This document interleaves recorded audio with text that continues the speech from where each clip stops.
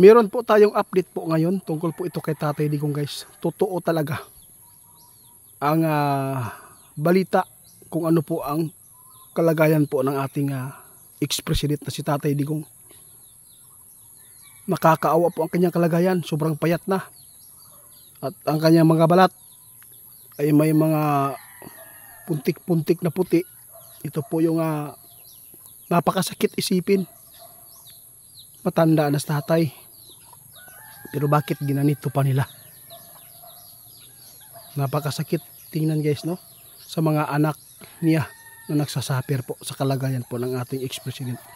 Ngayon po nandito tayo, subukan po nating pagkapalin ang ating mukha para po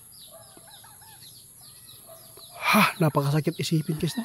Yung Pilipinas, isinuka nila ang kanilang hukuman doon sa ibang mga banyaga, doon sa ibang bansa.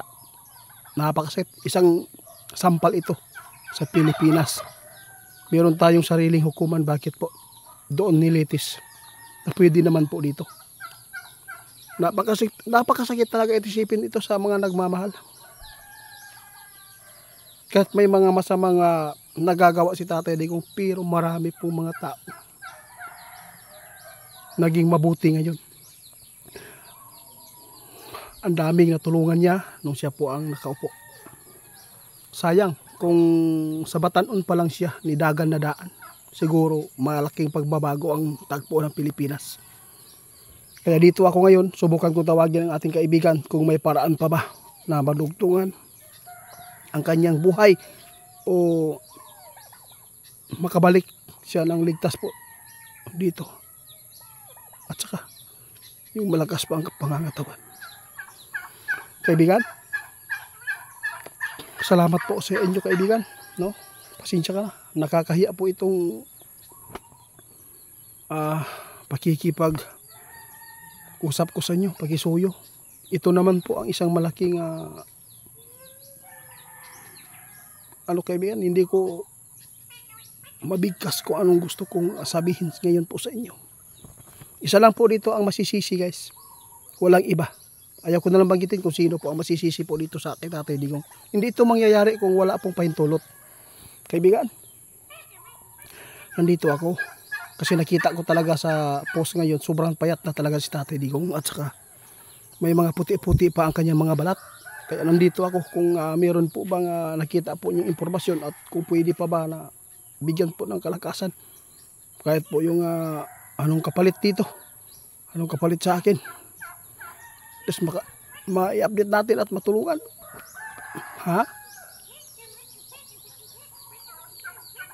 Oo nga.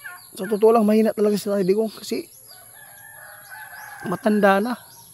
Kapag naiisip natin po ang kanyang mga ginagawa noon nung siya po ang nag-leader ba sa ating bansa. Grabe, ang dami pong nakabenepisyo nito, kaibigan. Gusto ko nga gagamitin po ninyo ang kapangyarihan na ito ay makapiling ng mga tao si Tatay Digong at makabalik sa Davao. Meron pa bang paraan? Kaya po ba ninyong tulungan ang aking pakikisuyo sa inyo?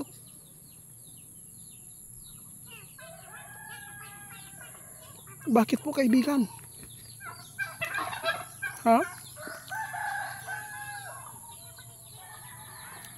Hindi na ba talaga kaya? O sa bagay po, wala po tayong magagawa guys, no? Sabi ng ating kaibigan Itiit, sa totoo lang, pag tumungtong na ang isang tao sa 80 years old, 70 years old, sabi po na niya, maiksi talaga ang buhay na nila. Kaya sana po ibalik ninyo si Tatay Digong sa Davao. Yun lang, para hindi magkakagulo. Kaibigan, wala talaga kayong maitulong dito.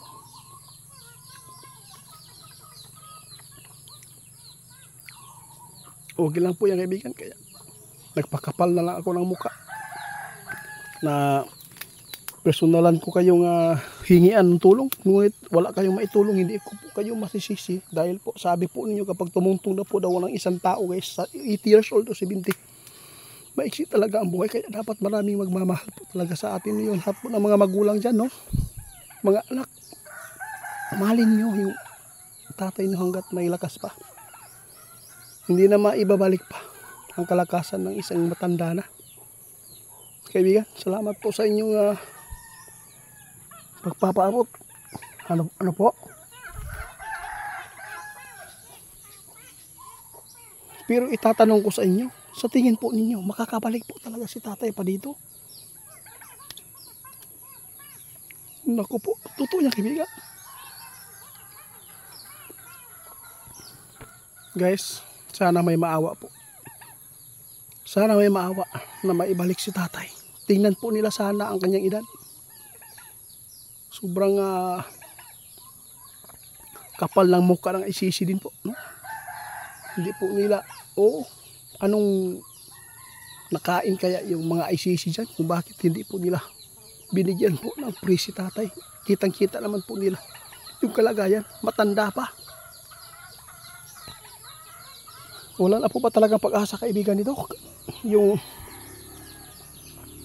mayroon akong nabasa sa messenger ko, nagpaabot si Tatay Digong, totoo talagang mahina na, at saka yung balat niya may mga puti-puti, at saka sobrang payat na daw.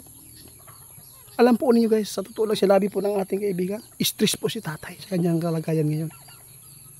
Hindi maganda ang kanyang kinaroroonan, no? Kaya guys, sinubukan ko si kaibigan na maghingi ng tulong. Wala silang magagawa guys. Prangkahan po tayo. Kahit ibas po ninyo mga kaibigan natin, kahit sabihin po ninyo tanga, kahit sabihin po ninyong walang kwenta, kahit ano pang sabihin po nyo yung mga basher natin, no? Alam po ninyo sa mundong ito walang makakahigit po, no? Walang makakahigit sa kapangyarihan po ng Panginoon. Kaya kayo, mahalin po natin ang ating mga magulang ngayon. Alam po ba ninyo kung sino nagsasuffer? Ang mga anak ni Tatay Digong. Masakit po sa kanilang kalooban. Sana ay hindi ito maabutan si tatay doon ng kamatayan. Pag ito mangyari, maraming sisihan po dito sa Pilipinas. Ito po ang update ngayon po kay Tatay Digong. Panalangin na lang ang makakatulong kay tatay. Maiksi na daw ang buhay. Hindi po natin alam, makakasama pa man natin siya dito sa ating bansa. Kaya ito lang, no? Hindi ko na lang patatagalin pa, wala kaming magagawa, patawad.